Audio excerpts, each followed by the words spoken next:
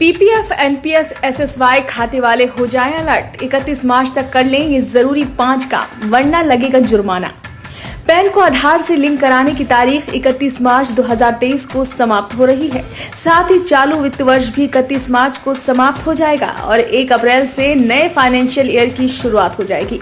इसलिए लोगों को कई फाइनेंशियल काम 31 मार्च से पहले निपटाने होंगे। इसमें इनकम टैक्स रिटर्न से लेकर निवेश, इन्वेस्ट तक जैसे काम शामिल होंगे।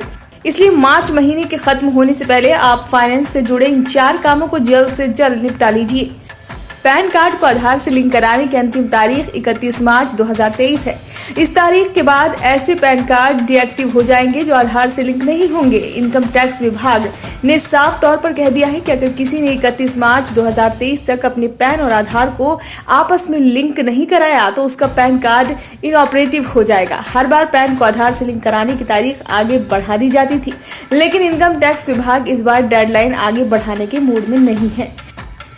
केंद्रीय प्रत्यक्ष कर बोर्ड ने 30 जून के बाद से पैन को आधार से लिंक कराने के लिए 1000 रुपए का लेट फाइन तय किया है। अपडेटेड ITR वित्त वर्ष 2019-20 या असेसमेंट ईयर 2020-21 के लिए updated income tax return file करने की अंतिम तारीख 31 मार्च 2023 है। किसी भी टैक्स पेयर्स को अगर लगता है कि ई वेरिफिकेशन में बताई गई असमानता सही है तो वे इसके लिए इनकम टैक्स विभाग को जवाब भेज सकता है। इसके साथ ही टैक्स पेयर्स अपडेटेड रिटर्न भी फाइल कर सकते हैं।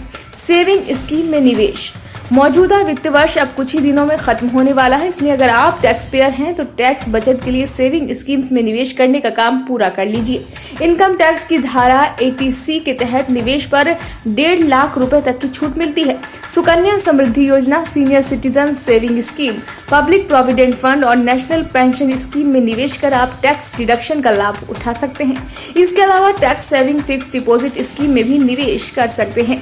वहीं अगर आपने पहले से ही इन स्कीमों में निवेश कर रखा है तो इनमें सालाना डिपॉजिट की भी अंतिम तारीख 31 मार्च 2023 है। सेविंग स्कीम्स में साल में एक बार राशि जमा करनी होती है, इसलिए फाइनेंशियल ईयर के खत्म होने से पहले ही तय राशि डिपॉजिट कर देनी चाहिए।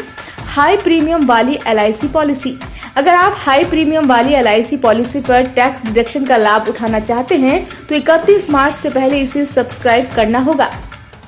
31 मार्च 2023 के बाद इस पर छूट नहीं मिलेगी। 1 अप्रैल 2023 से लागू होने वाले नए आयकर नियम के अनुसार 5 लाख के वार्षिक प्रीमियम से अधिक जीवन बीमा पॉलिसियों से इनकम टैक्सेबल होगी, लेकिन यदि आप 31 मार्च 2023 से पहले 5 लाख रुपए से अधिक की वार्षिक प्रीमियम वाली बीमा पॉलिसी खरीदते हैं तो ये नए आयकर नियम के तहत नहीं आएगी।